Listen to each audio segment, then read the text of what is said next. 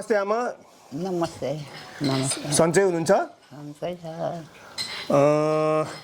आज म यहाँ तपाईँहरूको आएको छु आमालाई चाहिँ भेट्न होइन तपाईँको हाल खबर के सन्चै सुविधा के छ होइन यसो त्यो हाल खबर पनि बुझौँ भनेर आएको होइन। अनि एक दुईवटा केही सोध्नु मन लाग्यो आमालाई। पहिला अब कति साल अगाडि तपाईँहरू यहाँ न्युजिल्यान्ड आउनुभयो नेल्सनमा होइन, त्यति बेला कस्तो थियो आमा? म अलिक तागत थियो, यस्तो थिएन, अलिअलि थियो। अलिक तागतिलो थियो, अलि हिँड्नु सक्थ्यो। हिँड्नु सक्नुहुन्थ्यो है। अनि यस बेला तपाईँलाई कस्तो लाग्थ्यो उहाँ अब क्याम्प छोडेर आइयो, भुटानबाट क्याम्पबाट यहाँ आइयो होइन, कस्तो लाग्छ तपाईँलाई? केही भनिदिनु सक्नुहुन्छ? मलाई त अब उहीँ राम्रो लाग्दैछ नि, के गर्नु र होइन। यहाँ न्युजिल्यान्डमा आएर चाहिँ तपाईँलाई के कुरोहरू चाहिँ गाह्रो लाग्यो हुन्छ यस्तो? खोइ थियो होला नि, बिर्स्यो अब त के, अब त कुरा आफ्नै कुरा पनि बिर्स्यो नि त। अब राम्रो देशमा आइएको छ होइन, यहाँको वातावरणहरू खानपानहरू सबै तपाईँहरू त झन् परिवार शुद्ध होइन र सबैजना आउनु भएको छ, ढुक्कै हुनुहुन्छ नि त है? ढुक्कै छ, सबै छोरा छोरी सबै मेरो परिवार जति सबै छ। छोरीहरू पनि कति बहिनी, यहाँ एक बहिनी छ होला, मान्छे छोरी। कोही अमेरिकामा हुनुहुन्छ होइन। तपाईँ एकदमै खुसी हुनुहुन्छ? अब खुसी नै भन्नु पर्यो, नखुसी भन्नु भएको छ नि, कहाँ जानु र? खुसी नै हुनु पर्यो। अनि आमालाई कोही कोही बेला यसो भुटान क्याम्पतिर यसो एकचोटि यसो घुम्न जानु पाए हुन्थ्यो जस्तो लाग्छ कि आमा? लाग्छ नि, के पुग्यो र है? अब टाढो छ, जानु सक्दैन, खर्च धेरै लाग्छ। दुई दिन फेरेर आयो, कहाँ आयो भन्नु हुँदैन। अब छैन। कोही कोही बेला यसो याद आउँछ नि उता भुटानको क्याम्पमा बसेको? आउँछ नि, के गर्नु र, जानु पाएर त हुन्थ्यो फुर्ती जस्तो लाग्छ नि। र सबै जान छोराछोरी छ, मसँगै छ सबै नै। हामी यहाँ भुटानी नेपाली भाषी समाजहरू यहाँ बसेको छौँ, समाजले के गरिदियो जस्तो लाग्छ आमालाई? लाग्दैन, के गर्नु र, लागेर पनि कहाँ जानु र, लागेर पनि जाने ठाउँै छैन। बसिरहनुहोस्। अनि हामी यस्ता आउँदा के अरे यो पुस्तालाई आशीर्वाद दिनु होला, आशिष दिनु होला। अनि आशिषको राम्रो होस्। हजुर। अब हामी त यस्तै भयो, डुल्दै आउँदै कहाँ पुग्यो। आमालाई याद छ उता भुटान कुन ठाउँबाट आउनु भएको? हामी बसेको ठाउँ डम्फु हो नि त, डम्फुदेखि अलिक वरतिर मिथुन। डम्फु है? मिथुन टार भन्थ्यो नि। हजुर हजुर हजुर।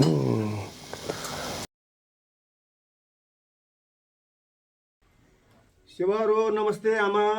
सेवारो नमस्ते। आरामै हुनुहुन्छ आमा? आरामै छ। यहाँ न्युजिल्यान्ड आउँदा, नेल्सनमा आउँदाखेरि आमालाई कस्तो लागेको थियो?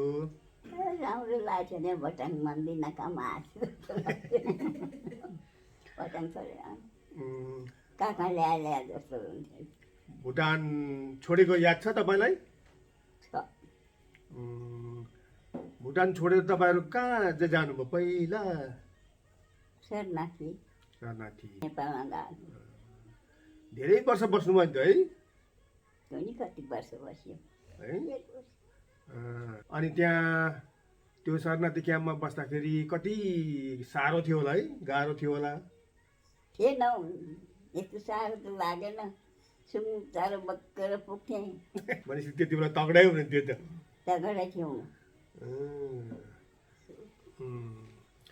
अनि कहिलेकाहीँ यसो भुटान जाउँ, फेरि नेपाल एकचोटि यसो त्यो क्याम्पहरूतिर हेर्न जाउँ जस्तो लाग्दैन आमा?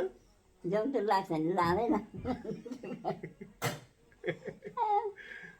अब छोरा बुहारी नाता नातिनीले पछि जाउँ बजु जाउँ भने पनि जानुहुन्छ? जानु सकिन्छ है। अनि अहिले चाहिँ कस्तो लागिरहेछ तपाईँलाई? यत्रो साल भयो यहाँ बस्नु भएको होइन? राम्रै लागेको छ। राम्रै छ। घरिघरि खुट्टा दुख्छ र कस्तो ठाउँमा ल्याएको। अनि भुटानमा चाहिँ तपाईँको खास कुन ठाउँ भन्नुभयो? माथिल्लो कालियो। माथिल्लो? माइत त माथि कालीगाउँ कालीगाउँ चिराङ होइन चिराङदेखि मुनि चिराङदेखि मुनि ए अझै आमालाई याद छ यहाँ छ मजादेखि त मेरो लामी डाँडामा एकदम एकचोटि मजाले हाँसिदिनुहोस् आमा मजाले हाँसिदिनुहोस् मजाले हाँसिदिनुहोस् है ल खुसी लाग्यो है आमा ल यति नै आजको लागि है ल नमस्ते आमा सेवारो नमस्ते नमस्ते दाइ नमस्ते कस्तो हुनुहुन्छ ठिकै छ अहिलेसम्म चाहिँ राम्रै छ अनि दाइ तपाईँको नाम भनिदिनुहोस् न अनि कुन गाउँ कुन जिल्ला कुन कहाँबाट आउनुभयो मेरो साम्चे सिप्सु गाउँ बिरु ब्लक झन्डे गाउँ हो खास मेरो घर नम्बर 11 हो दाइको नाम के भन्नुभयो मेरो नाम बिरकमान मगर भनेपछि तपाईँको छोराछोरीहरू नातानातिनीहरू कहाँ हुनुहुन्छ अहिले यहाँ कोही छोरीहरू एउटा छोरा न्युजिल्यान्डमा छ अनि छोरीहरू 3 बहिनी न्युजिल्यान्डमा छ एक बहिनी इन्डियामा छ माङपुङ भन्ने जग्गामा अरू छोराहरू जेठा माइला साइला काइला अमेरिकामा छ दाइ त भुटानमा हुँदाखेरि कस्तो हुनुहुन्थ्यो तपाईँहरूको जिन्दगी होइन सबै परिवारसँगै हुनुहुन्थ्यो कस्तो थियो त्यति बेला भुटानमा मेरो भनेको चाहिँ खास दोकान थियो हागे भन्ने जग्गामा दोकान मेरो लाइसेन्सवाला दोकान थियो दोकानबाट लौ एउटै मान्छेले गर्दाखेरि चाहिँ हामी निस्किनु पर्यो खास गरी चाहिँ एकजना मान्छेले टेकबहादुर मगर भन्नेले लौ सिप्सुमा त खुट्टा भाँच्दै गाडीमा हाल्दै खुट्टा भाँच्दै गाडीमा हाल्दै गर्दैछ अरे केटा लु भाग्नु पर्यो भनेर टेके मगरले भन्यो अनि केटाहरू जति सबै निस्क्यो इन्डियातिर भाग्यो अनि इन्डियातिर भाग्दाखेरि फेरि आउनु डरायो त्यस्तै हुँदै हुँदै त्यहाँदेखि त इन्क्वायर पनि हुन थाल्यो चेक ल इन्डिया गयो केटाहरू भनेर चेक गर्नु थाल्यो आर्मी पुलिसहरू पनि घुम्न थाल्यो गाउँ गाउँमा पहिले सिप्सुको स्टुडेन्टहरूलाई त्यो मान्छेहरू त्यहाँको मान्छेहरू छैन भनेर चाहिँ चेकमा पठायो चेकमा पठाउँदाखेरि केटाहरू चाहिँ कोही पनि नहुँदाखेरि अनि त्यो कुराहरू चाहिँ उहाँ लगेर सुनाएछ त्यहाँदेखि पुलिसहरू आउनु थाल्यो तेरो मान्छेले भन्न थाल्यो म त दोकानमा थिएँ अनि दोकान बन्द गरेर मैले पनि भाग्ने स्थितिमा पर्यो भुटानको शासन खास गरी चाहिँ हामीलाई भुटान सरकारले के दिएको होइन जस्तो लाग्छ यसो विचार गर्दाखेरि चाहिँ यो गाउँकै मान्छेले नै खेदेको हो जस्तो मलाई लाग्छ त्यहाँभन्दा अगाडि त आन्दोलन हुनु भन्दा अगाडि त भुटानमा राम्रो थियो अब हामीहरूले सबै थोक लोनहरू पाइन्थ्यो फर्स्ट लोन लिने पनि साम्ची सिप्सुमा म परेछु अनि मैले फर्स्ट भुटानको चाहिँ फर्स्ट ऋण लोन तिर्ने पनि म भएछ मैले सर्टिफिकेट पनि पाएको थिएँ फेरि तैँले लोन लिनु सक्छ भन्ने कागज पाएको थियो तपाईँहरू यहाँ न्युजिल्यान्ड आउनु भएको छ होइन हजुर। छोराछोरी छ नाता नातिनी छन् कस्तो लागिरहेछ तपाईँलाई न्युजिल्यान्ड सरकारले त अहिलेसम्म राम्रै गरिराखेका छन् राम्रै छ अब सरकारले पालिराखेको छ म त के भन्छु भने हाम्रो भुटानी समाजहरू भुटान सरकारले फिर्काइदिएर उहाँ लगिदिए हुने थियो हामी आतङ्ककारी होइनौँ हामी केही झगडा गरेर आएको होइन हामी डरले भागेको मान्छेहरू हामी भुटान सरकारलाई केही गरेर विघ्न बाधा पारेर आएको मान्छे होइनौँ खास गरी चाहिँ भुटान सरकारले हामीलाई फेरि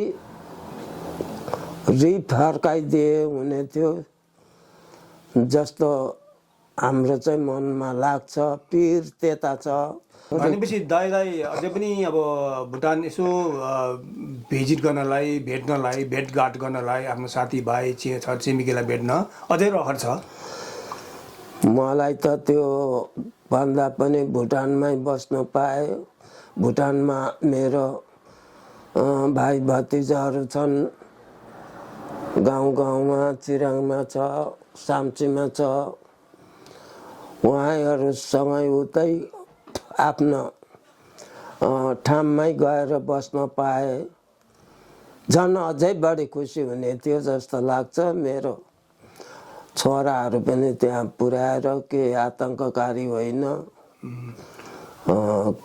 त्यहाँ आन्दोलनमा लागेर हिँडेको पनि होइनौँ खास गरी चाहिँ सरकारले खेदेको पनि होइन जस्तो लाग्छ खालि हामी डरले भागेको हौँ रिफ्युजी क्याम्पमा बेलडाङ्गी वानमा म 30 वर्ष जस्तो बस्यो अहिले हामीलाई त भुटान सरकारले त हामीलाई त अब टुरिस्ट भिसामा पनि त्यहाँ जानु दिँदैन नि त दाइ टुरिस्ट भिसामा जानु दिए यसो आफ्नो गाउँठाउँ हेर्नु र आफ्नो देश हेर्न पाए राम्रो हुने थियो जस्तो हामीहरूलाई लाग्छ र टुरिस्ट भिसामा त जानु दिनु पर्ने जस्तो लाग्छ तर भुटान सरकारले दिँदैन अरे भन्छ अरे यो हामीले चाहिँ भुटान सरकारले चाहिँ टुरिस्ट भिसामा